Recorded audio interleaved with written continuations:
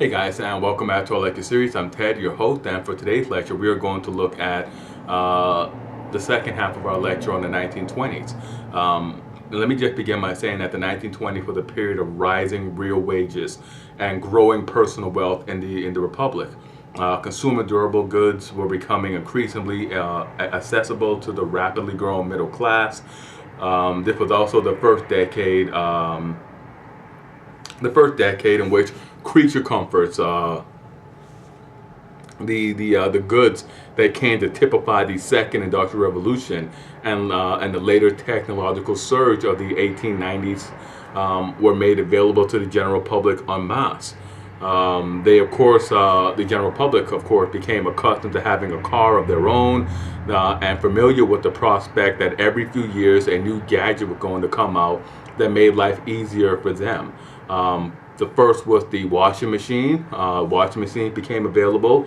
Vacuum cleaners were gaining in popularity. These items made everyday household chores infinitely easier because they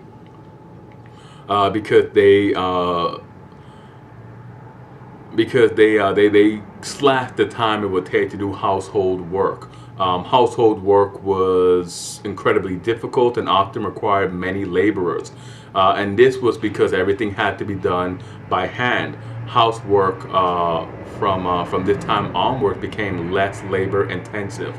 Per capita income in 1920 was $522. By the election of 1928, it had risen to $716. This was unbelievable. It was unbelievably higher than any other country in the world. More than 5 million cars were being produced a year domestically. In 1929, 5 out of every 6 cars were owned by Americans. This new consumerism did not go unnoticed or criticized. Many critics charged that this new consumerism led to a weakening of personal resolve and to the average American becoming a pawn of the corporations. Hollywood movies became a very noticeable component of this era and the advancement of this era. This period saw the first generation of film stars become heavily marketed to the general public. Technological improvements to fulfill to sort of fuel the technology brought about the talking films starting in about 1927, and that led to the collapse of the silent film industry. Prior to 1927, all films, most of the films were silent films. There had been a few talking films. But really, with the advent of talking films, the silent film industry collapsed, and many of the more prominent stars of the silent film industry saw their careers fade away. They could not convey with their voice, what their presence in the silent films had conveyed. Women also sort of emerged out of the shadows during this period. Not that they were like heavily in the shadow, but they found a new freedom in the 1920s.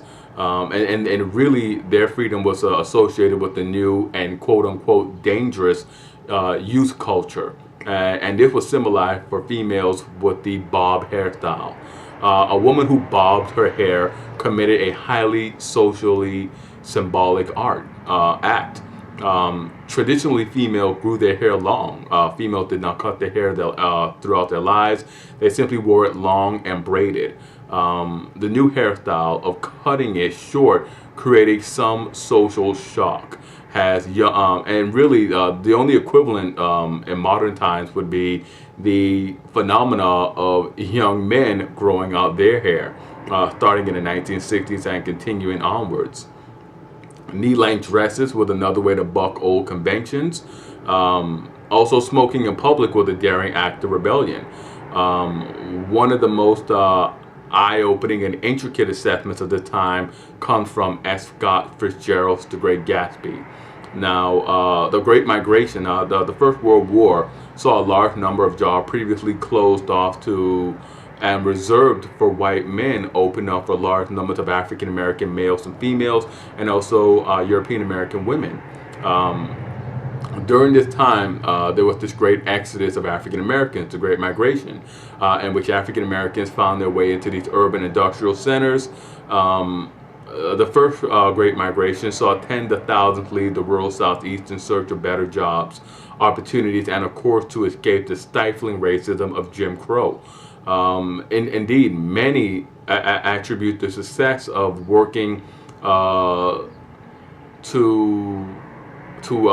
acclimate and to perform in the industrial job required in the 19th century.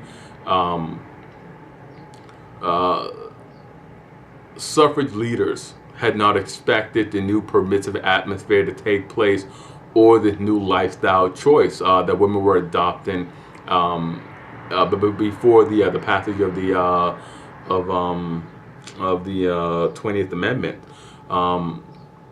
The suffragist leaders had a very puritanical outlook on life, and they were genuinely shocked by the turn of events. They were very disappointed that the votes for women did not make a difference via the formation of a women's political party. The general election of 1920, the election that was the first to be held after the ratification of the 19th Amendment, witnessed an uncanny phenomenon.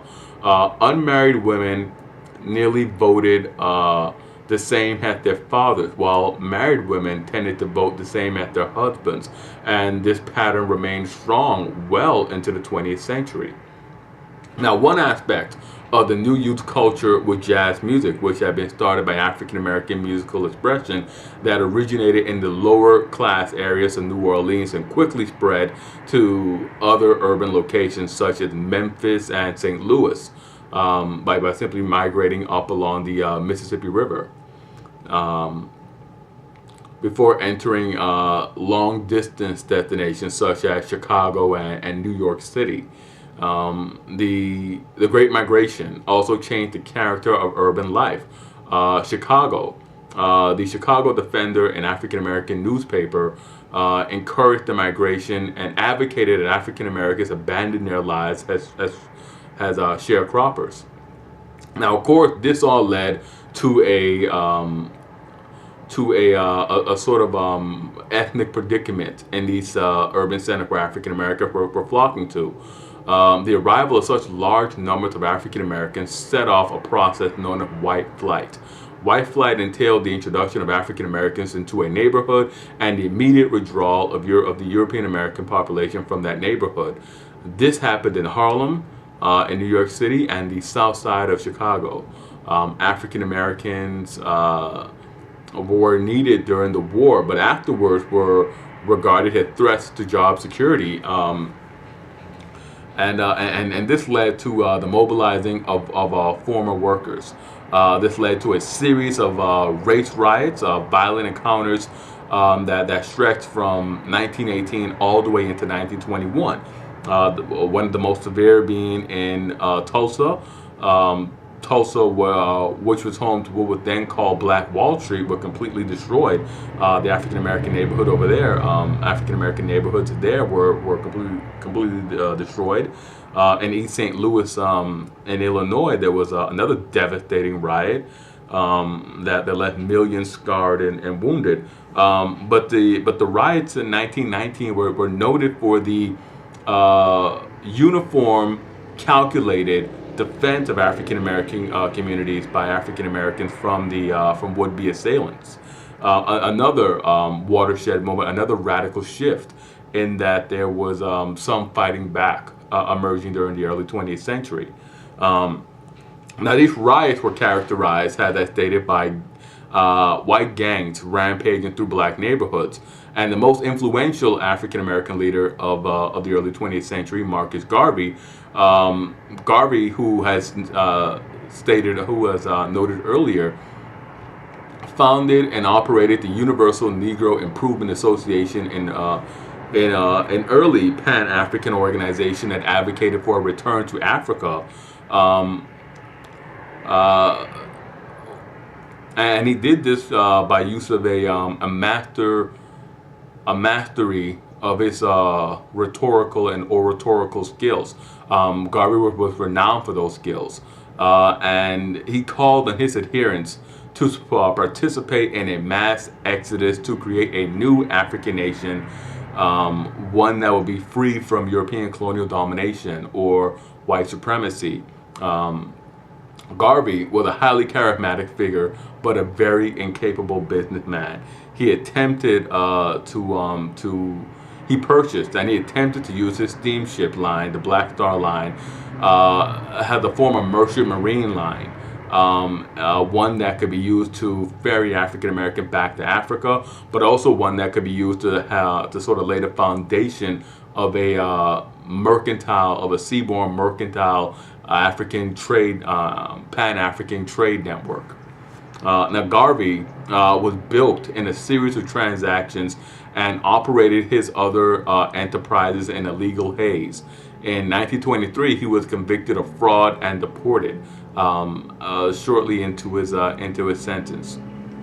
Now, W.E.B. Du Bois disliked Garvey and his message. Du Bois insisted that African Americans were Americans, much the same way Robert Purvis had done to Lincoln back in the 1860s. Du Bois rejected the idea of going back to Africa. He thought of it as a delusion. It seemed like a surrender and giving up on rights that had been very hard won by previous generations. In the 1920s, a major urban intellectual movement began by African Americans. That was the Harlem Renaissance. One of the most interesting occurrences of this time was the shrinking of the federal government. This is interesting because at the same time Mussolini was expanding central power in Italy, Stalin was centralized in Russia, and the federal government, on the other hand, was reducing itself. Warren Harding and Calvin Coolidge had modest ideas on what the role of government should be. Harding wanted to return to a laissez-faire type policy that allowed business to operate unsupervised before his untimely death in 1923. His successor, Calvin Coolidge, was generally known as Silent Cal, and he was known to hold the idea that the government was to stay limited and to be active and not to be active in the lives of its citizenry. A little fact before we end our lecture. A little fact on Calvin Coolidge was that he was famed for simply staring down visitors. That is, he would simply stare at them, making no noise, no sound, not saying a word, just staring them down until the awkwardness and the uncomfortableness simply got to his visitors and they simply left. That is an interesting take on visiting the president, on the president using sort of like an unconventional means to sort of treat with visitors and guests.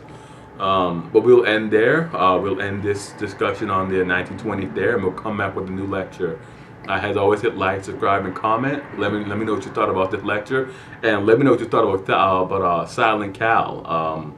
Really one of the most interesting men of the 20th century. And I'll see you guys next time.